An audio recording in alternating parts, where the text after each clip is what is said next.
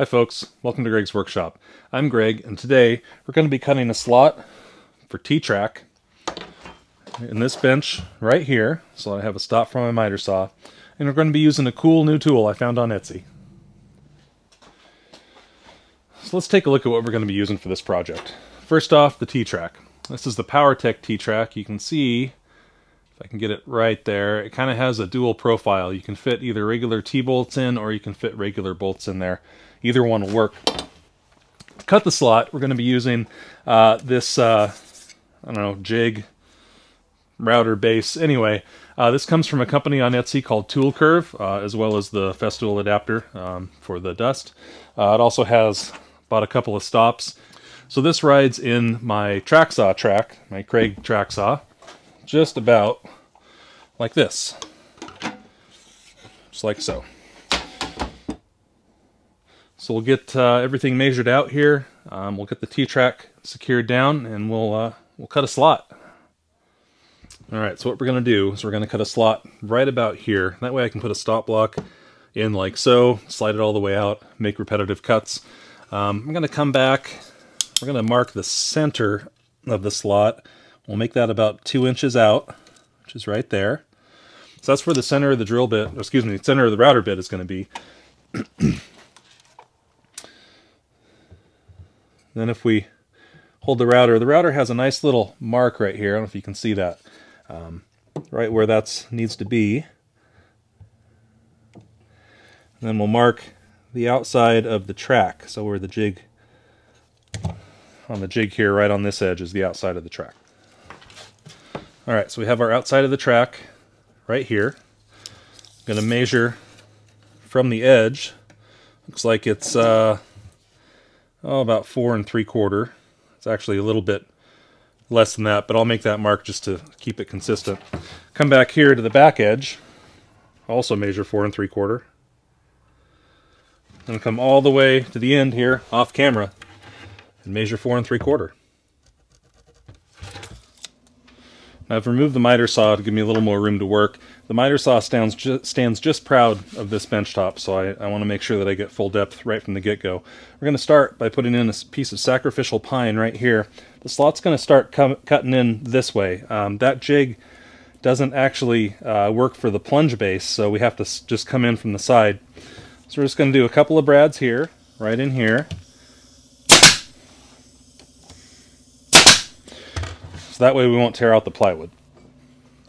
Now I'll show you the router bit. This is a Milwaukee trim router, so it's not that powerful. We're spinning a 3/4 inch bit here. That's a lot for this little router. So we're going to make 2 passes, one at about half depth and one at full depth, and we're going to go real slow. We're going to give this thing plenty of time to cut.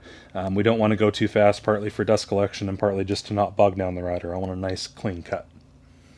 So we're going to take the track, get it lined up on those marks. One right there. One right there. And hopefully one in the middle. Yeah, it looks pretty good. So we're going to take some clamps.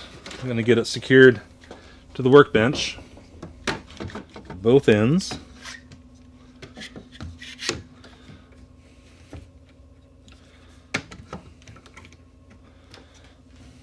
Alright, a little bit loose, but I don't think there's anything I can do about that. We'll just have to push down on it as we go. So one other thing, I put a stop block down here. This T-track is going to stop right about here. I measured the distance from the edge of the router bit to the edge of the jig, moved it back 1 3/8 inches. So it should stop, so the router bit stops right here, then we'll just square off the corner.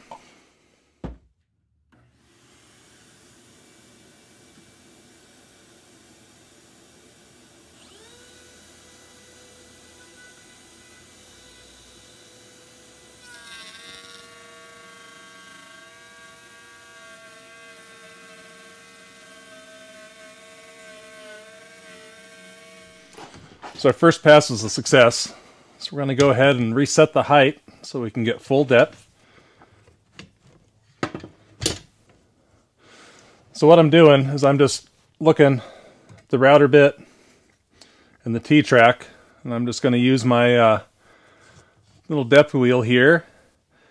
Go just to or maybe slightly beyond. If anything, we want this to lay down in the slot below the level of the bench rather than sticking up proud. It'll still clamp down just fine even if it's just slightly too deep. All right, we'll give that a shot.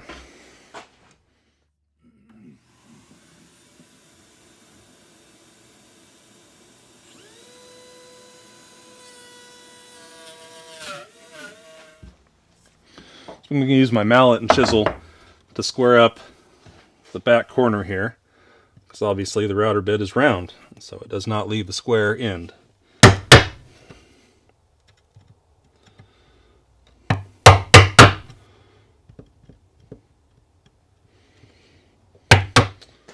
So I've cleaned out the slot, squared up the end. I'm going to test fit the track here. Notice I'm leaving this track in place. That way if I need to reroute it, if I need to make it a little deeper, I'm going to be on the same mark. Everything will work fine. And it feels like we're actually pretty good. By the time we get screws in, to keep it down, yeah, we'll be good. Perfect. So lastly, I'm going to be putting screws in. So this track takes number 6 flathead wood screws, just like that. These are 5/8 of an inch long. This is a 3/4 inch top. So with that 3/8 gone, there's another 3/8 below it. So this will go through all the way. That's a good idea in this instance to make sure that you get full thread engagement all the way through that thin little wood. So we're going to be using a very small drill bit. Do our best to get it centered. Then we're going to drive this screw in by hand. It'd be pretty easy to strip out this screw hole, this thin plywood and these small screws, so I think it's best to do it by hand. We'll get one in place just to kind of lock the track in, keep it from sliding. And yep, it's just below the surface, perfect. And we'll drill the rest of the holes and put in the rest of the screws. And there we are, T-track. Now let's make the stop block. So for a stop block, I'm going to be using this scrap piece of MDO plywood. This is the nice plastic coated slick stuff. I don't know if you saw my storage parts bin build, but this is the same material, so it'll slide real well on the bench. Gonna inlay this little piece of maple right in here, like so. So I've got the spots marked where to cut. I could set up the dado stack, I don't really want to, so we're just gonna make a few passes. I've got it marked at length here, so we're just gonna run it through, you know, maybe halfway to get the groove right, and then we'll cut it off to length.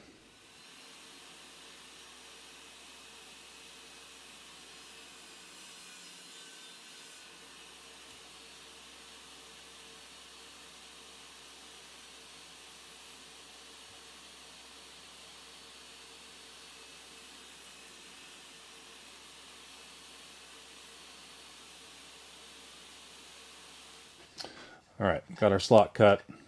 Maple fits in there just right. Nice and tight, just how we want it. So before we cut it to length, we need to do one more thing. We're going to drill a hole right in here, make sure it's centered in that slot, and that hole will be for the T-track bolt. Then we'll cut it all to length. When you're doing something small like this, it's only going to be 3 inches wide by 3 inches long rather by 2 1/4 wide.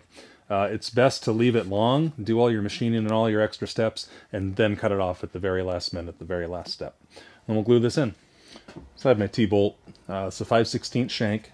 I've got a 5/16 drill bit. I've got this fence set up so that I can lay the wood right here, and I can drill down through and it'll be perfectly centered in that slot. I have a little mark made right there. Can't really see it on camera, but I promise it's there. And that's where we'll center it side to side. So, let's drill a hole.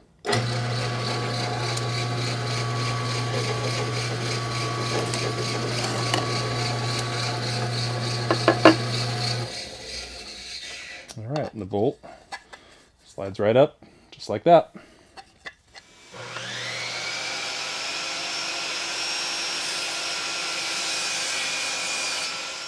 We'll finish it off with just a little bit of glue down in the slot. Be careful not to get it in the bolt hole.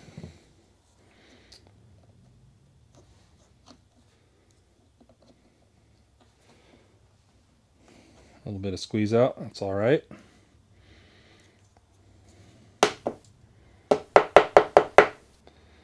Properly properly centered, properly squeezed down. Let that glue dry. Glue's dry in my block. I'm just going to clamp it up here very lightly. I'm going to drill this hole the rest of the way through.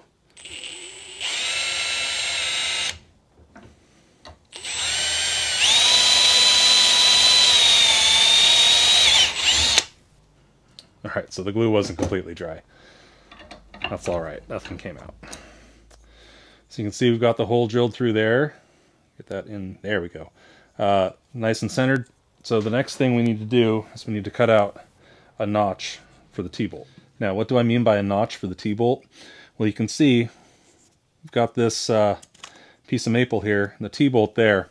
That T-bolt needs to sit almost flush with the plywood. So I have my block here in the vise. I'm going to put the T-bolt in. I'm going to mark on either side of it. Then we're going to cut out a notch in the middle. I'm going to be using a pull saw. So I think that's probably the best for this.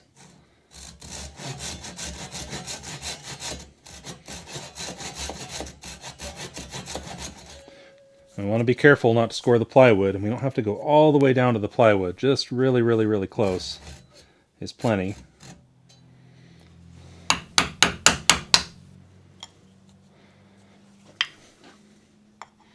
Come at it from both sides. Comes off just like that. Clean it up slightly.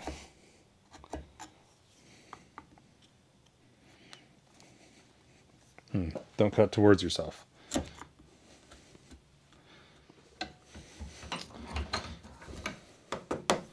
Alright, I think we got it right where we need it. So that T-bolt, really, really close to flush. Just enough. Alright, let's get it installed.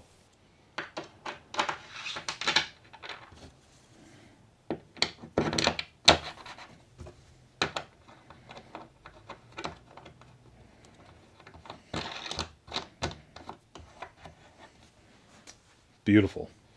Loosen it up, slide it, tighten it down, locked in place. Well, what do you think? You like the way I did it? Would you have done anything different? Leave a comment down below. Let me know.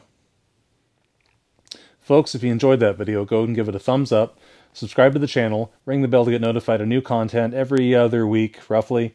Leave a comment or question down below. Got a lot of shop projects coming up. And I'll see you next time on Greg's Workshop.